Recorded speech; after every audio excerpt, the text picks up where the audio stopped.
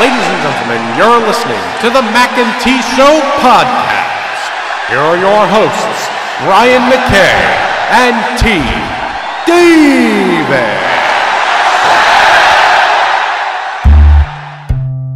This is the Mackay T Show. This is the Mackay T Show. We talk movies and TV shows, sports and world news, coasting like on a world cruise. Hosted by Brian Mackay and T Davis. Yeah, you can't tame us. We're going to the top, we're becoming famous. What time is it?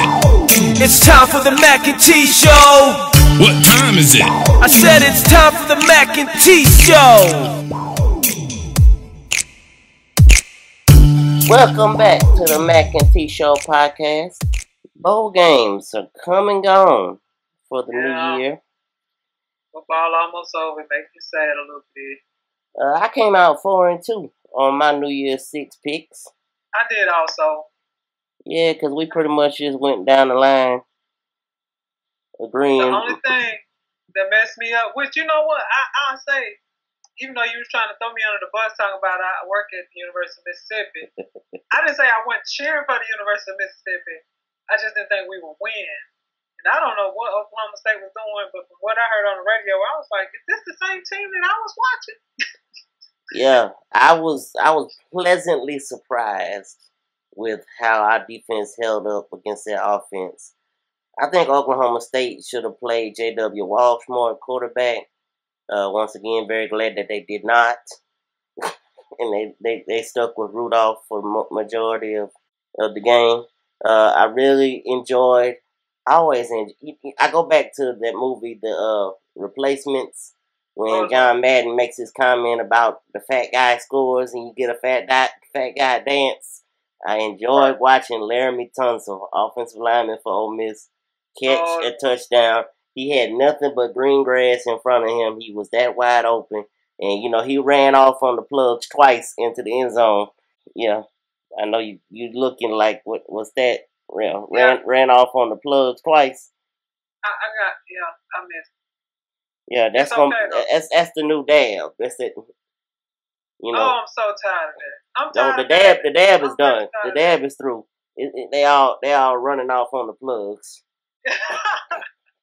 So what it all boils down to is we have a national championship game of number 1 Clemson, undefeated Clemson, against number 2 Alabama. Alabama's going to be favored in this game. I don't think they'll have a problem with Clemson. But Deshaun Watson, quarterback of Clemson, is the type of quarterback that could give Alabama's defense trouble. Well, this is the thing. I think it might be a little closer than we think. But in the end, Bama's defense will figure it out. And the offense are doing enough. It really come down to, just the quarterback not making football like interceptions, fumbling the ball, that kind of stuff. Right. And just let the defense win the game for you. Let Derek run the ball, which I don't think he ran over. He really didn't have to run as much against Michigan, because they weren't that good anyway. It's sad that it's coming to an end. Well, yeah, it's really sad, and NFL has just not been really great this year. So, besides my team being off, it just haven't been that fun to watch. Unless you're a Carolina fan, I'm sure all the Patriots are worried. Even though they started out like 10-0 or something, they all worried now because they've been struggling, got beat by Miami last night and whatnot. So, yeah. Speaking of the NFL, and speaking of your and my team, Jim Tomsula was fired. Tomsula. Tomsula. Yes, he was. Word came down last night that he had been relieved of his duties as head coach of the San Francisco 49ers in a year where, like you and I, or you especially, have said multiple times, he was set up to fail. I mean, he comes in there not even having any coordinator experience, with a massive players retiring, got players moving on in free agency, injuries. Yeah, it was just a mess in San Francisco from the jump. Good luck, Tomsula. They set you up to fail. I'm happy you're gonna get a check, and then you'll get whatever check you'll get from a new job as another line. Maybe you'll move up to a coordinator. Don't know how that will work. So that's how you do that. You go from line coach to head coach, back to coordinator. All right. Right. So we're gonna be all over the ladder, and it'll be good. They'll have experience across the board. Well, now they're gonna be bad next year unless we become New Orleans West. Yeah, which is word on the street. Of course, they got Sean Payton and Drew Brees going everywhere in the NFL, but San Francisco is one of the possible landing spots, even though everybody in the country is saying they're leaving, except Drew and Sean Payton. They're the only two denying it. Look, when this episode over, it'll be. Yeah, before I can even get this episode on YouTube, I'm sure that it'll be down. You know, it'll already gone down. But so, it's also in the NFL. Got the playoffs set in the AFC. Number 1 seed Denver Broncos will get the bye, and they will play the winner of Cincinnati and Pittsburgh. Number 2 seed New England Patriots will get the bye, and they will play the winner of Kansas City and Houston. In the AFC, look out for Pittsburgh. I really think they, even though they don't have Le'Veon Bell and D'Angelo Williams was carted off the field yesterday, oh Lord, they still have enough weapons where they could be dangerous if they're clicking. Well, if we look at who they playing, I mean, the Broncos, the Patriots, nobody in that side is playing well, so they can easily. They can easily be 10-6 and win that. Speaking of the Broncos, Patriots lost to Miami. They don't lost 3 out of 5 or something. Yeah, the Patriots are struggling with their injuries here down the last stretch of the season, and they did not look good. Could be, and everybody. This is how well respected Belichick is. Everybody is saying that he did this on purpose to make it seem like. But they look awful yesterday. Look at my face. I see it. The people can't see my face, but if y'all can see my face, it means I ain't buying none of that foolishness. And again, the Broncos, this guy ain't never been in the playoffs, so we don't know what's going to happen to when this quarterback get in the heat of the playoff game. Well, we've seen Peyton. He may not. He may not be the quarterback in the playoffs. As oh Lord, there's some room on the street again. Peyton came into the game and won the game last night for the Broncos. Came back and beat the Chargers. He came in the second half. Yes, and looked very good. Of course, that's what happened when you sit out for however long he was out. 3 months. Yeah. Okay, he wasn't out 3 months. But I mean, yeah, he looked really good. I mean, he looked a lot better than he did before he was injured. So that'll be interesting to see what happens with that. In the NFC, Carolina, number 1 seed, gets the bye, and they will play the winner of Minnesota Vikings and the Seattle Seahawks. Let's see, Arizona Cardinals, number 2 seed. They will play the winner of Washington Redskins and the Green Bay Packers. Just like in the AFC, I think Seattle is a team that's in the wild card bunch, but is playing really well right now. Just like I had Pittsburgh in the AFC, I think Seattle is a team to look out for in the NFC. Carolina. Yeah, because I thought Arizona would play better than they did, but I was like, what in the world? Yeah, they didn't look very good against Seattle yesterday, and Carolina has, even though they dismantled a hapless Tampa Bay team yesterday, they have not looked, razor sharp the last couple weeks. Even losing to the Falcons 2 weeks ago. That's just basically because they one-dimensional. So if you shut down Cam and don't let the guy that used to play for us, the speedy receiver, get deep, they don't have anything. That's why they lost Atlanta. They never could get any big plays. Yeah, I mean, it was bound to happen. That first loss was coming. It should have come 2 weeks ago when they gave a 35-point lead up to the New York Giants. And, in the middle of all that, Odell, Beckham, and middle of all that foolishness, where they were getting after it with each other. So yeah, foolishness is what you call it. It's correct, foolishness. yeah. Well, I think that's gonna bring us to our first break. On the other side, we'll give a couple of movie reviews. Creed and Concussion, two recent movies that came over the last two holidays. We'll get into that and much more. This has been the Mac and T Show.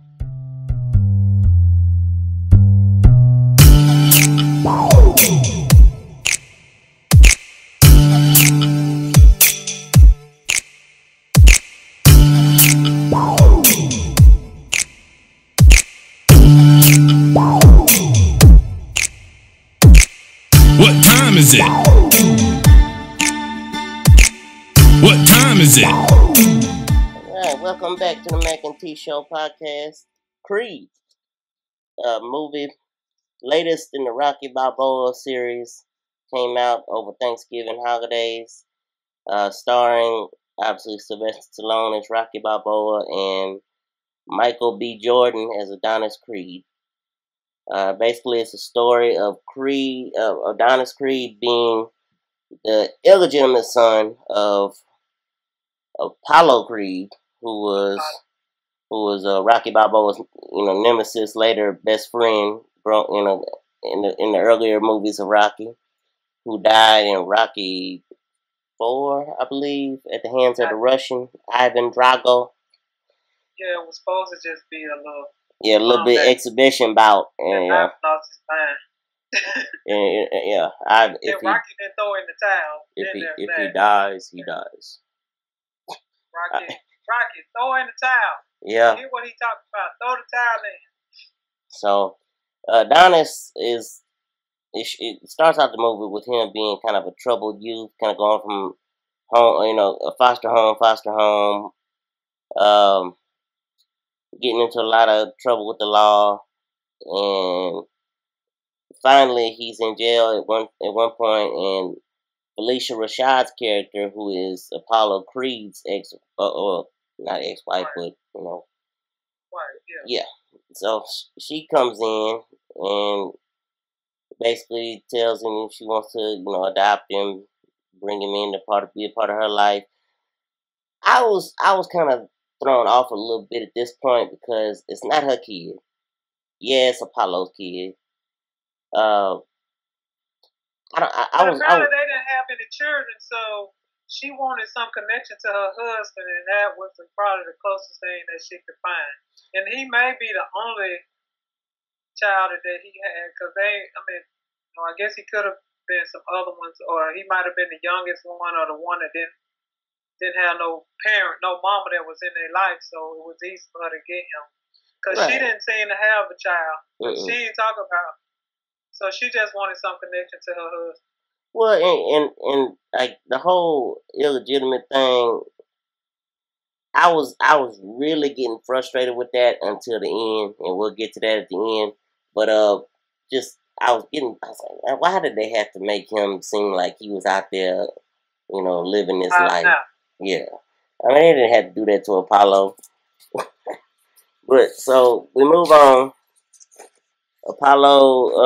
Adonis Creed is now living with Felicia Rashad. She's he's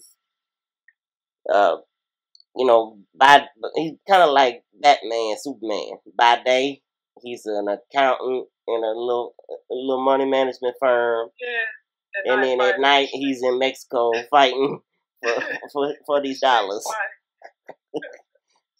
But anyway, there's an awesome scene in the middle of all this where he's down in this little room watching YouTube videos of his dad's, Apollo Creed's old fights, and he comes across the one against Rocky Balboa, one of the two against Rocky Balboa, and he's actually shadow boxing in the room, just going after it. That was kind of cool. Yeah, I really like that scene where he's right there, blow for blow. Winds up wanting to pursue a boxing career in the States, so he wants to be trained clearly by who, quote unquote, is Apollo's best friend, Rocky. Moves to Philadelphia against his, I guess you call him foster mother, Whatever. Yeah, against her wishes, but he gets to Philadelphia and tries. He runs down Rocky at his restaurant, tries to get him to be his manager, his trainer. Rocky didn't want to do Rocky it. Nah, bro, I ain't about that life. Yeah, he didn't want to be a part of it at first. I'm finished with all that. So Donnie, as he now is going by, he kind of gets the little thing going with his neighbor, who is a little fiery R&B artist named Bianca, who is actually, she's having, I guess she's got some kind of disease where her hearing is slowly she's got going. a progressive hearing loss. Right. It's another thing, but she got progressive hearing loss, so eventually she's gonna be deaf. So she downstairs with the music blasting, and he can't sleep. Right. He go down there, and then he kind of like, she just kind of rude. Like basically, okay, I'll turn it down. No sooner than he get back to his. It's still loud as it can be. Just blasting again. And I mean, they never really give a finish to that, which I guess that really wasn't a huge storyline. So we don't ever know whatever happened to her and her hearing. We can only assume that it left her completely. Anyway, moving on. Donnie eventually gets Rocky to commit to training him a little bit after he's been working out down at Mickey, who is Rocky's old training gym. And so you guys know, Adonis is not using Creed's last name. He's going by his mother's maiden name. So he's going by Adonis Johnson. So don't nobody know that he's Creed. Right. At this point, nobody knows that he's Creed. That he's Creed, boy. So he gets a couple fights. How did it come out? The guy from the some Russian dude that's the champion. Right. And it's a guy that's in whatever the gym that he want to go train for is the number one contender or two contender. He about to get a title shot. Title shot with the Russian. And the Russian is going to jail. The Russian is about to make his last fight. Yeah, for having guns and all whatever else he did. Right. But this gonna be his last fight before he goes to jail. Well, during press conference, the weigh-in, he decides to punch the dude in the face and break his jaw. So now he don't have anybody to fight. So we get past that, and Adonis is starting to train with Rocky, chasing chickens. That was another one of my favorite lines. Rocky said, Sylvester Stallone said, when he finally catches the chicken, he said the chicken's getting slower. That was pretty funny. He's probably right. So he's been training with Rocky. Well, of course, the guy now doesn't have a fight. The Russian doesn't have a fight because he's been knocked out and broken the jaw of the number one contender. So he's in need of a fight. And that is when the word kind of gets out that Adonis Johnson is really Adonis Creed, or Apollo Creed's son, and he's working out with Rocky Balboa. So the Russians people come out. They want to let this guy have his fight because they think it'll be big money with Apollo Creed's son. But the quack. Don't want to use Creed. Right, he don't want to use Creed, but that's one of the stipulations. Right, you don't get the money, you don't get the fight. In the meantime, Rocky gets sick. Yeah, Rocky comes down with the big C, cancer. Doesn't want to do treatments because his wife went through the same thing, and treatments, all they did was basically kill her in Rocky's eyes. Make it go slow. And I'm sad that Paulie is not dead. Paulie is dead in this one too. So now not only is Rocky storytelling to his wife, he's actually reading newspaper and stuff for Paulie and his wife in this one. Is just Paulie is my favorite character in the Rocky movies. Paulie is not mine, and I was so mad that he was going to Paulie's grave and sitting there. I was like, really?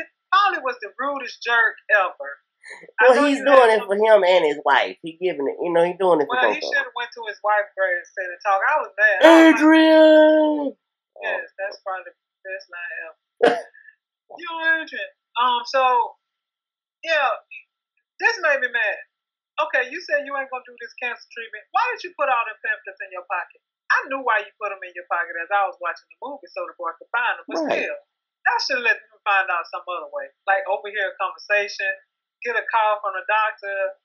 Hey, has he changed his mind? Something. But anywho. Right, if you was really not going to do the you shouldn't have took the pamphlets. If you right. So then you go, you hang your jacket in the locker room. Here comes Adonis.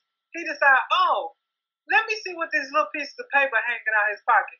Really? I looked at my mom. I said, who goes into somebody's jacket pocket to see what these are? Really? But go ahead. Only in the cinemas. I was like, why would you just randomly go in his jacket pocket and pull these out? So go ahead. I'm sorry. Oh no, you fine. You fine. So yeah. So they get the fight with the Russian. They're over there getting ready. They're in the locker room. Adonis is he a weak stomach. He's a high head. He's starting to fall for Tessa. Well, that's the girl's real name. Her name Bianca in the movie. Sorry. Yeah, Tessa Thompson is her. Yeah. Bianca is the character. He falling for her after they had their little whatever about the music. He go down there and ask her out. They start dating a little bit. She meets Rocky, and you not gonna tell me about that Rocky is your uncle? Because he started calling him Unc the whole time. Yes. So they get past that, but then they out hanging again. Then all of a sudden it's come out about him being Creed's son, and she kind of pissed about that. So she kind of like, dude, really like, after this, at this point they had sex, right? After that fight he won with right, and he just keeping all kind of stuff from her. Right, so he keeping all these secrets, and she kind of being upfront about, I'm doing my thing, I'm losing my hearing, I'm doing what I would love till it's all taking my sign language duck quack quack. So they get past that little bump in the road. Well, before he get ready to go to fight, she got a big show that she's putting on at this club, and he shows up to be supportive and everything. And so some guys, some young cats, just look like some little gangsters, whatever. A street dude, corner dudes. They hanging out. Hey, what's up, Bianca? Lil Creed, Young Creed, something like that. He get mad, but he kind of ignored the first dude when he called him Lil Creed. And then the second dude not only called him Lil Creed, but he trying to hit on Bianca. So they go back and forth. Next thing you know, bam, they squabbling. So Bianca like, dude, really? You come to my thing, you trying to blow it up, you fighting. Like, what would it look like if I come to your boxing match and act a fool right before you about to fight? Right. So he go and try to apologize. She just slammed the door on him and put the music back on, and he's standing at the door like, please come back. She take her little hearing aids out, because at this point she has hearing aids to assist her with her hearing. Mm-hmm. And then we don't think we're gonna see Bianca again, but then Russia come when they get over there. Right, and Rocky done played love matchmaker. Yeah. And brought her overseas, and to kind of calm him, because he gets real flustered before fights. And the first thing the second funniest thing was his first fight was against the dude at the gym, the first gym where he was training. Yeah, right. Just to get better. Mm-hmm. And he already, the ref done came in to check his gloves. They like, you ready? He like, I got to use the bathroom. Take these gloves off. He's like, no, he's like, no, I have got to drop a load. Unless you want to wipe me, you need to take these gloves off. Yes. So then they wind up obviously taking off the gloves because nobody's going in there to wipe his butt after he has to use the bathroom. No. But that was kind of funny. Yeah, so they're over there in Russia, and obviously, spoiler alert, he beats the Russian. I mean, well, don't beat him, but he lost. He loses by decision. I'm sorry. Yeah, they go toe to toe, 12 rounds. Everybody thinking this is just some cat. He ain't really had no real fights. And that's what the Russian was banking on, that this should be an easy win. It's gonna be fun because it's pre-son and everything. But he gave him all that he wanted. But you got to knock the champion out to beat the champion. You can't go to no decision. And he lost by decision. Yeah, and like I was saying earlier, how I was getting frustrated at first with the whole illegitimate son thing. This is when it all came together for me, and I really, really appreciated more about the illegitimacy deal. Right before the last round, he tells Rocky, Rocky wanted to throw in the towel, whatever. He said, no, don't throw in the towel. I want to prove that I'm not a mistake. Right. That line pulled everything together for me, and it really hit. Like I just got a chill through my whole body. This is when your emotionalness came, because I was like, now see, I don't even know why Brian was emotional during this movie. It was good, but I was really sad. No. I thought maybe it was when what's his name had counts. I was like, oh Lord, Rocky's gonna die. You thought that's when I got saved? Yes, I was like, oh Lord, Rocky's gonna die. No, I just it just like it hit me because I was not expecting it, and I think I was so mad, like I was just so sitting there just fuming about the whole illegitimate deal, and then when that line hit, I was like, oh man. Yeah, that did wrap it up nice in a little bow. But yeah, it was a good movie. Probably one of the better Rocky movies that's been out in a long time. I think honestly, it's the second best one after the first one in my list of how they go. Brian got a 1 and 1A. And I love the first one, obviously. Right. It might be one other one that I like more than this one. Not a recent one, but maybe the second one or third. But it's better than that, like the computer fighting thing, and then the one where his son was mad about being his son and all that foolishness. The last one, he took the kid in off the street. Then the kid turned and went to another promoter and all that. Right. That foolishness. Tommy Gunn. Yeah, and there've been a lot of good ones, and I think, like I said before on this podcast, I'm big on nostalgia, so this being recent probably has a lot to do with how much I liked it. Right. But I mean, I got one, and then possibly the second one, and then this one is my my top. It's top. It's in the top 3. Yeah. I didn't necessarily care for the last one. Yeah, I didn't necessarily care for that one because at this point, Rocky ain't fixing to go toe to toe with nobody. But I'm gonna tell you what I can say about Sylvester. He stay in shape. He does. He real in all those expendable movies. He real. He and another side note for this movie, he is the same age in this one as Mickey's character was in the first Rocky. And, since he's quote unquote the new Mickey, obviously in this one, I thought that was a pretty neat little correlation. They may try to do another one. Yeah, I think this one got a really good response where they could possibly turn it into a second part. So we may get to find out what happened to Bianca. To Bianca's ears. Yeah. Concussion. I'm going to let you ride with that one. So, Concussion. If you haven't seen it, do not listen to this because I'm about to tell everything. Yeah, and just to put it out there, T has seen the movie and read the book. So Concussion. We meet Dr. Amalawatu, whatever. Amalu. Bennett Amalu. So and that's played by Will Smith. So my first issue is that Will Smith is Will Smith. And so while he can be, you can be other characters, you can't be an African. Okay? And even though your accent was excellent, he did an excellent African accent. Or what was a model? Nigerian. Mm-hmm. He had an excellent accent, but I was so distracted by just it being Will Smith that I just never got past it being Will Smith. But anywho, so as the story goes, which we talk about in real life, when we first mentioned Concussion, Mike Webster was I think he was a center for the Steelers. Mm-hmm. And we hometown hero, Mike Webster. Yes, the Steelers love their football, and we meet Mike, at the Hall of Fame, and he's giving his Hall of Fame speech and everything. And then we start to see Mike Webster outside of football, where he's having issues, living in some truck, people, tasing him to help him go to sleep. Right. Goes to see one of the team doctors. The doctor's like, I can't really help you. He like, I need some help. Something is wrong with my body. Basically, man, give him a little shot.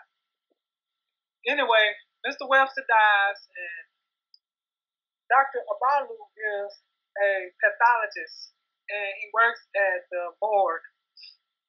So he winds up on the table, and Dr. Malu is working at night, and there's another guy that works in the morgue that actually knows Mike Webster, and he's like, oh, this is, like you said, a hometown hero. We got to just make this clean, finish this. Dr. Malu was like, I'm going to do my thing, and he had this whole thing where he goes through, he's like, Mike Webster, I need you to help me figure out why you died. Mm-hmm. Like, he always talks to the patient. Really, they ain't patients because they did, but right. He talks to the dead body, puts his headphone, and he starts going. So he's looking at him, and, he tests all his parts. Then he wanted to cut his brain. Well, they started talking about they don't have the money for that. And so he's like, well, he'll pay for it out of his own pocket. Well, the other character, I can't think of what his name was, that worked in the morgue, he is hot. He don't want him cutting on Mike Webster. Just say he died from a heart attack, whatever. So he's like, this is my patient. I'm going to do it, whatever. So he said, this man, like, he should, like, all the stuff that, the people were saying happened to him, he's too young to have a brain that look like this. And all this other stuff that's going on. So he does what he does.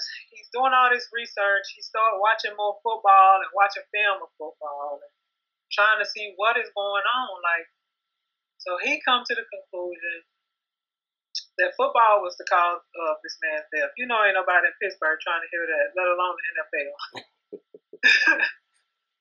So he said he had, like, over his career with the number of practices, games, like 77,000, something crazy hits to the head. Mm-hmm. And that was the reason he died. And he wound up coming up with the name CTE, which is chronic traumatic encephalopathy, something. Yeah. Some nice word for brain damage. Right. He came up with that word because he was the first one that made this correlation between this brain injury and football. Because another athlete came in not long after. He had played around the same time Mike Webster died. And they told him, if you want to do this research on this man's brain, you're going to have to pay for it out of your own pocket. And he was like, fine.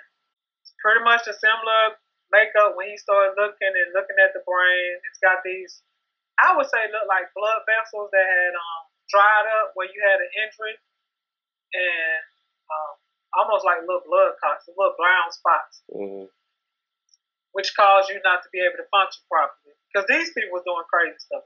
Like I said, this man was taking his teeth out. Yeah. Before they fall out. He was super gluing back in. Really? And this is in real life, people, not just for this. He was super gluing his teeth back in. Like his skin was falling apart on his feet. He was duct taping his feet to keep the skin and everything together. I mean, his feet, look, they were so disformed, and I was like, oh my God, those are feet. But anyway, off task. Okay, so he goes to see a Dr. Joseph Maroon, who was like big in the NFL and everything. Shout out to WWE. He's the head doctor for WWE, World Wrestling Entertainment. Joseph Maroon, okay. Yeah. Okay, well, shout out to them. Yeah. And you go to see him, and the man like, all right, you got a few seconds to convince me of whatever you're saying. And then he started talking about how, when woodpeckers, there's some woodpecker in specific that he named, how they bang their head against the trees over all the time. The reason they never get into head injuries or anything is because that tongue wraps around the brain in the back, and there's a concussion between the brain, because the brain I never would have thought this, but the cranium, although it's around the brain, I thought it was kind of a perfect fit, but the brain is kind of loose in there. So when you get hit, it moves around. Right. And not really super loose, but it's loose enough that when you get hit, yes, your cranium is protecting you, but the brain is actually moving around inside the brain and being damaged. So he explains that the humans basically, he said, God didn't mean for us to play football. So that man is like, I know you didn't just say that. Right. The look on his face is like, I know you didn't just say that. And we standing in I think that was in a practice facility because when they looked out the window, it was a stadium over there. But anywho, he goes on to explain his position and he gives all the stuff that he's done and looked at the research. And the man was like, okay, well, he really can't argue with science. And so that's when the other doctor tells him, like, you need to name this. So he names it CTE.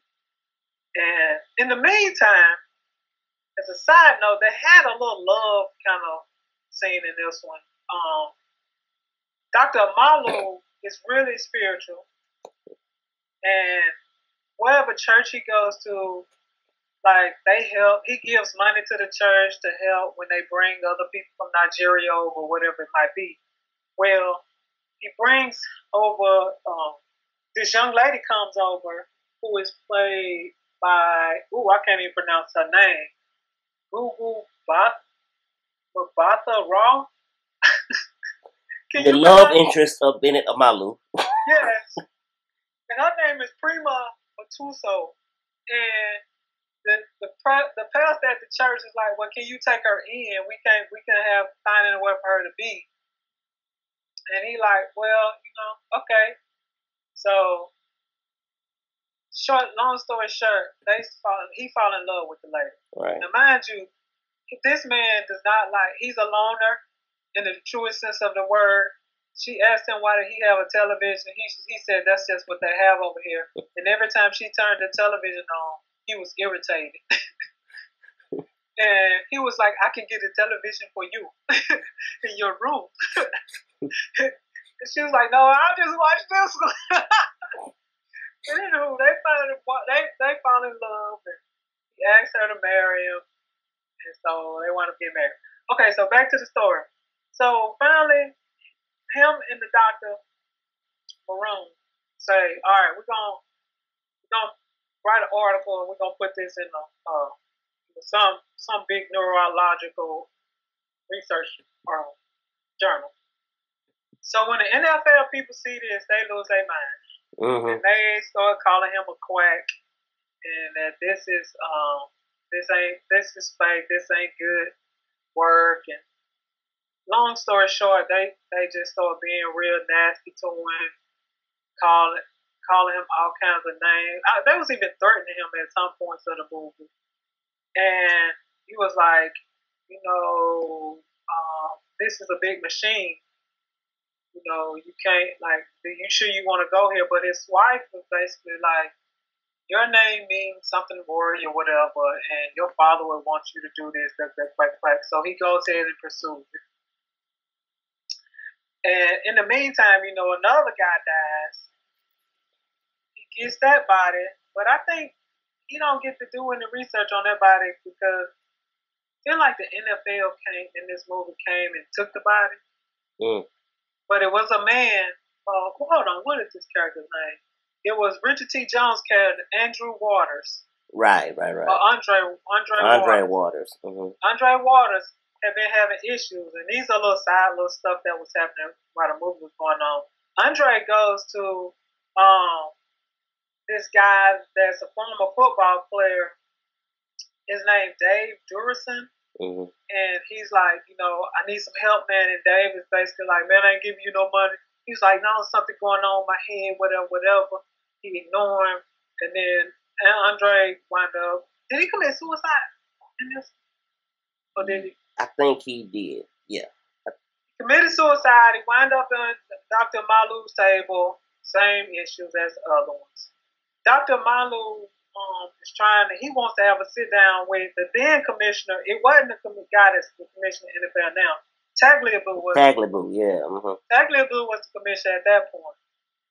And he had come up with his own concussion group that didn't have any neurologists or anything in it. Like, how you gonna have a group of people? That's when you don't want to know. Basically, that's when you that's when you giving the illusion that you want to know, but you don't really want to know. You got trainers and all kinds of stuff talking about some that's part of the research team on concussion. Really? So, long story short, because this is a long story. Dave Durison winds up committing suicide. He writes a note saying, look at his brain. And he's smart enough not to shoot himself in the head. He shoots himself in the chest. Right. And then, by then, it was a changing of the guard. Tagliabue was out. And that's when Goodell came in. And they had Luke Wilson playing Goodell. I was like, he don't look nothing like Goodell. Y'all could have just got a random Joe to be Goodell. But anywho, Goodell comes in. He's really not trying to hear this anyway, but eventually he has to listen. Mm-hmm. And at the end, he kind of at one point they had this concussion summit during the same time that the Super Bowl was going. I can't remember which Super Bowl it was. And they was like, "We're gonna let you talk." And in the end, though, they was like, "No, he cannot talk. You got to speak for him." His best ally was what was his name? Dr. Cyril White. Is that Alec Baldwin character? No, that wasn't his ally. It was the Albert Brooks guy. Okay. Albert Brooks was the guy that worked in the board with him, and he really didn't care what nobody thought of. I believe that was his name, Albert Brooks. Right. And the NFL got him fired, said he was doing stuff and misappropriating funds and everything. And they was going to get a Malu to testify against him, and he was like, "No, I'm not going to do it." But basically, it was like, if you don't do it, you're going to lose your job and be exported. Exported. That's right. Not the word. What is the word? Deported. Deported, yes. So you're going to be deported. Anyway, they get past that mess. He so you're not going to get to go in, but I'm going to go in and present your research to all the coaches that were there and other people, doctors. And so he pacing around, waiting. And when he come out, he like, "Dude, basically, that was a chorus. They just wanted to say that they heard you, and they're not really planning on doing anything." So then Dr. Malu approaches, this is before Dave Durison died, but he approaches him and he going toe-to-toe with him, saying stuff. It's a whole bunch of stuff that happened. But they don't tell a lot about, well, I guess when you read the book, you're going to know more than you would in the story. But they missed a lot of parts to me. Because it basically ended with Dr. Malu. They finally okay, come in and tell what you know in front of a bunch of people. And Goodell them let him talk. Mm-hmm. And then he has this speech at the end that's like, I don't know who wrote this speech. I guess you're just trying to round up this story, but whatever. I was disappointed, to say the least. Yeah. Yeah, I'm sure that the book probably goes in a lot more detail.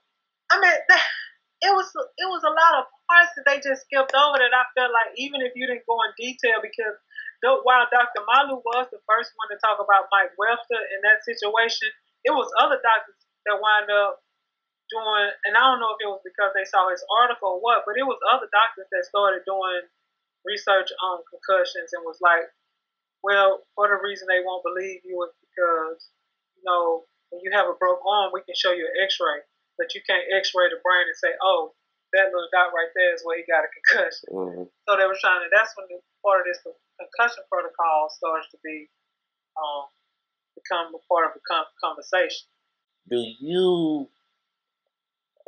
You've seen the movie and read the book. Do you feel like this book is going to put,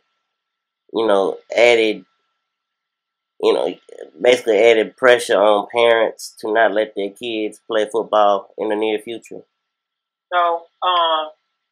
And part of the movie in the book, this man was saying that if mothers knew, he said it was like 30%. She said something, it wasn't even a lot. He said, but if mothers knew what football did to their kids, he said that they wouldn't let their sons play. And I was like, you wrong about that, because so many of them think that their kid is going to be the one that make it and the one that can buy them a house and all that other stuff, that they will put their child in harm's way. Because what we already know currently, you see tots for something, where they had them little kids out there playing Pop Warner, and they like, oh, go lay the wood. Like, no, they're trying to learn the game. This is not for your thrills, grown men that's coaching them. This is for them to learn how to play. And like I said in the previous show, it was a grown man that was like, he went to the doctor because he was having issues. So, and they might have been, they either asked him to count or say his alphabet.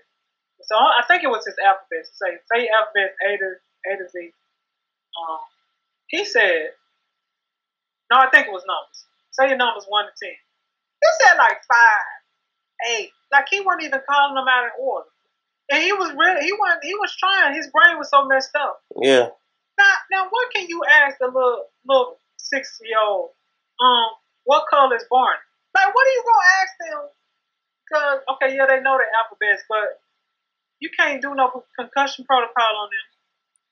Right. You have no idea of whether they just. And we don't know how bad it's gonna hurt their little brains. I mean, because we got these high school kids, which comes up in the book.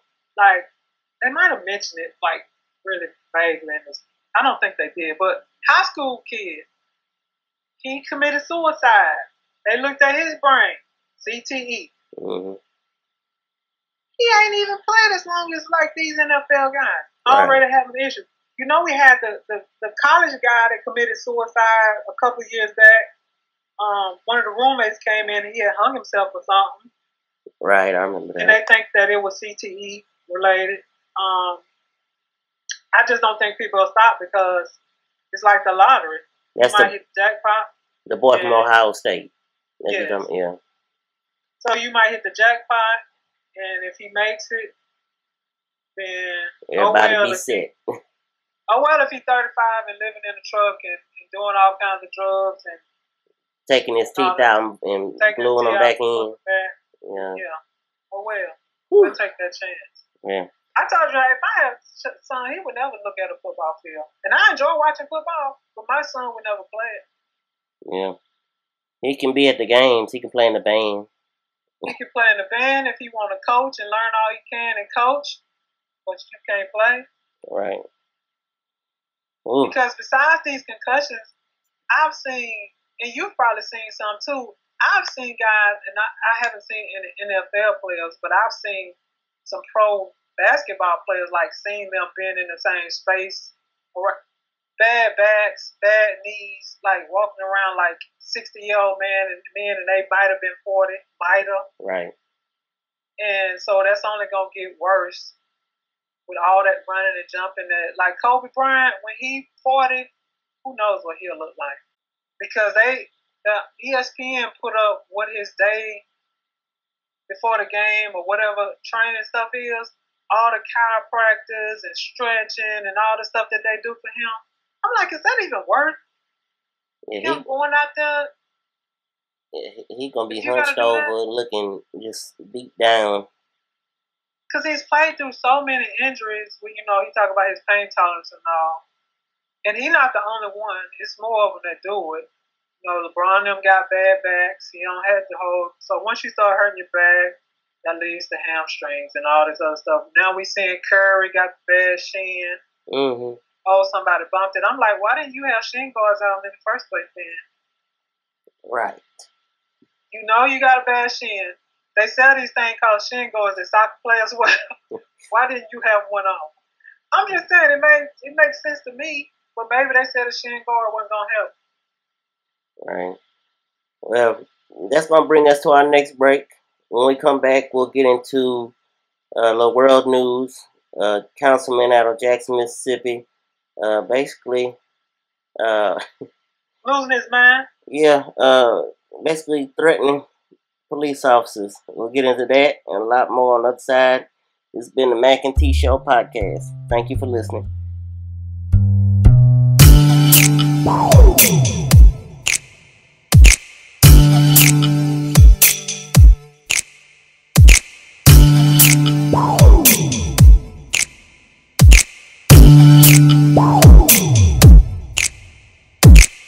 What time is it? What time is it? Welcome back to the Mackay T Show podcast. Jackson, Mississippi, Councilman Kenneth Stokes, who is African American, is under fire right now for telling a telling a CNN affiliate for the state of Mississippi that we should be, let's see his exact quotes, let's get rocks, let's get bricks, let's get bottles, and we'll start throwing them, and they won't come in here anymore. And he is in response to outside police officers coming into the state, to the city of Jackson. Right, coming into the city of Jackson, and chasing criminals from other areas, surrounding areas. And that wasn't. He didn't stop there.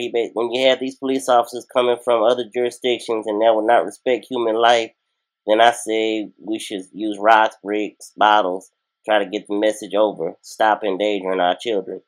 This is what I don't understand. He's losing his mind. I don't even know what. That don't even make any kind of sense. If you throw a rock or something at the police, you're liable to get shot. What is the point? He's losing it. I didn't understand what. I couldn't even try to understand why he would even think that would be effective. As ignorant as it is, why would you even think that what about that says this gonna work and not get somebody else shot? Yeah. Throwing rocks and bricks at the police.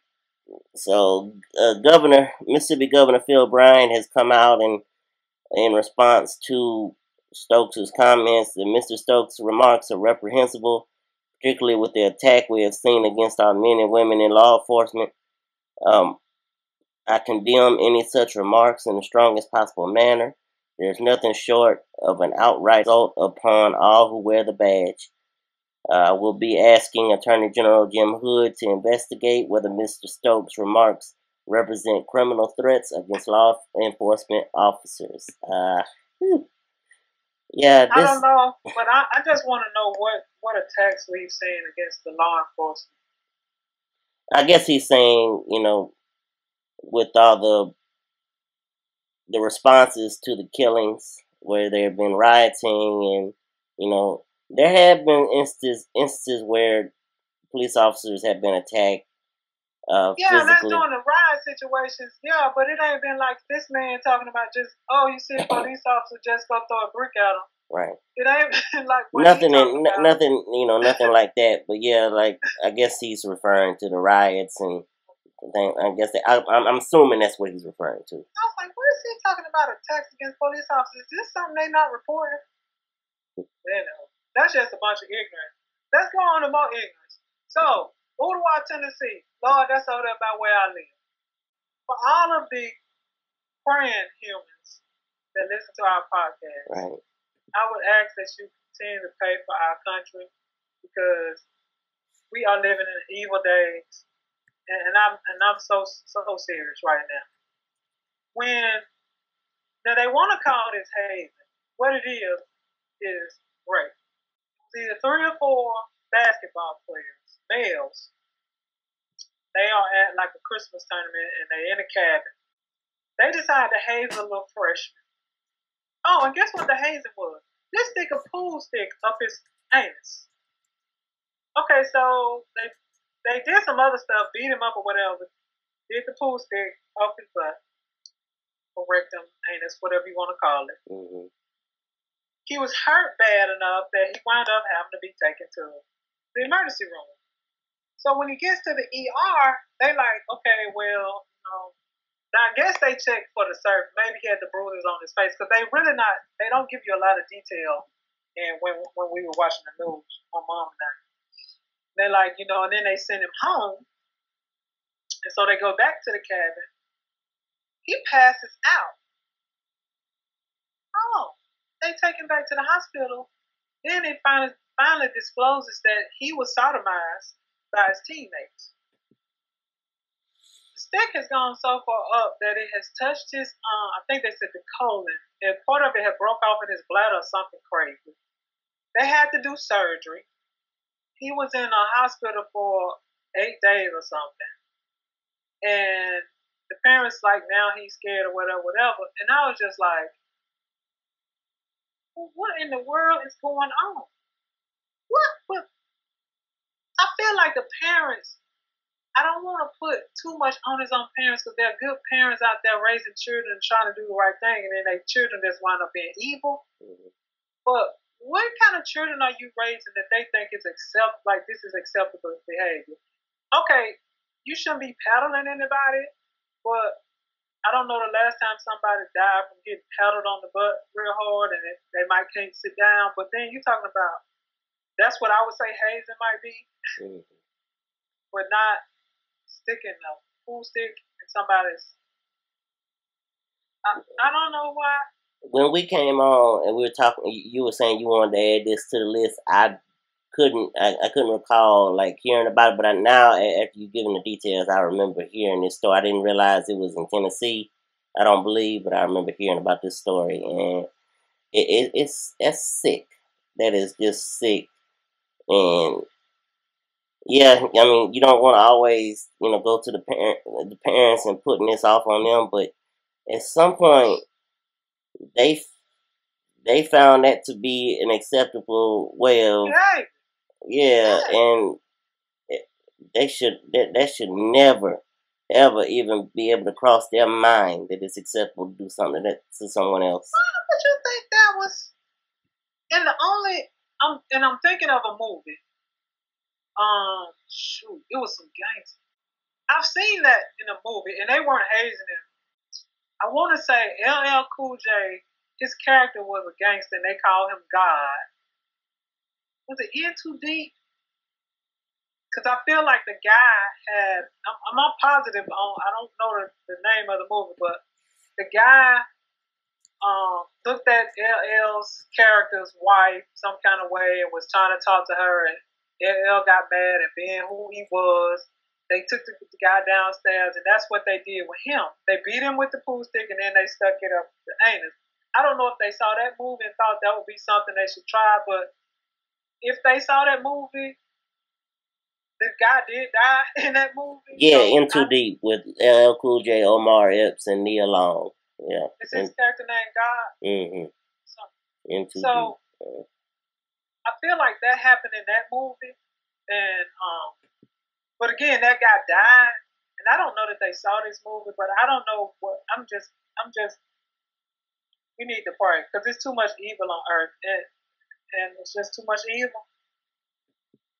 And it's getting worse and worse. Yeah, and I feel like, bringing up the councilman in Jackson, Mississippi, and this happening in Ottawa, it's getting closer to home.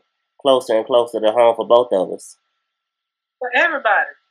Like, you can probably go anywhere at this point and ask somebody what they don't see on the news. Oh, yeah, that happened. I just couldn't believe. Like the man that sat on his son because One Be Still killed a 7-year-old New Year's Eve. Christmas Eve. Yeah. Now, you couldn't lock him in the room or, let me just sit on him. And now he suffocated to death. And the 7-year-old saw him. Oh, Dad squished him, now he's dead. Think 7-year-old gonna forget that? No. He is not. No. He is not. So, we live in these perilous times. For my friends, saints, yes, I'm challenging you to pray for this country. I'm serious, right? It's getting crazy. No, stay prayed up. It's it's just one. That's some images that you just can't get out your head. Just hearing the story and reading about it, and like, who would want to do that? It's. Last year we had the people killing people and finding people kids they don't kill and put them in freezers. oh, the kids burning up in houses because the parents decide they want to go party and leave the 3-year-old at home. Oh, let's make it even worse. You got an 8-year-old that beat a little kid to sleep because he wouldn't stop crying. Mm-hmm. And you're thinking an 8-year-old, you're thinking, what? I think most 8-year-olds maybe would have put the kid in another room. Might have even set the child outside and closed the door and went back in if they got so irritated. But what is in your mental makeup at 8 years old that you say, I'm going to beat the kid until they stop crying? Right. I mean, it's not like he has another life in like Grand Theft Auto or something like that where he's going to come back with your next life. I mean, then you had to, I heard all kinds of stories. You had some kids that they was left with a younger one. They put it in the oven and turned the oven on. The mama get back, and she's smelling something. They don't cook the kid, and he died. Oh, like goodness. It crazy stuff happened last year. It was some crazy stuff happened. Yeah. I think I made it. Yes, Lord. We're here in 2016, and hopefully we can make it to 2017. Prayerfully. Oh. Well, I hate, I don't like ending shows on a bad note. But no, it's a great note to end on. Praise Him that you made it if you here. And if you ain't had none of this happen in your family, be thankful. Right. Because it could have been you. And that's why we talk about keeping us from dangers, seen and unseen dangers. Those unseen dangers. Praise Him. Yes, indeed. Well, as always, I am one of your co-hosts, Brian Mackay, and I am with... It is great to be a Florida Gator. Happy New Year, Davis. She done picked up her microphone and got it straight to her mouth just to say that. Lord have mercy. I want to make sure the people heard what I'm saying. Yes. But this has been the Mackay T Show podcast. Thank you all for listening. This is the Mackay T Show. This is the Mackay T Show. We talk movies and TV shows, sports and world news, coasting like on a world cruise. Hosted by Brian Mackay and T Davis. Yeah. You can't tame us. We're going to the top, we're becoming famous. What time is it? It's time for the Mackay T Show. What time is it? I said it's time for the Mackay T Show.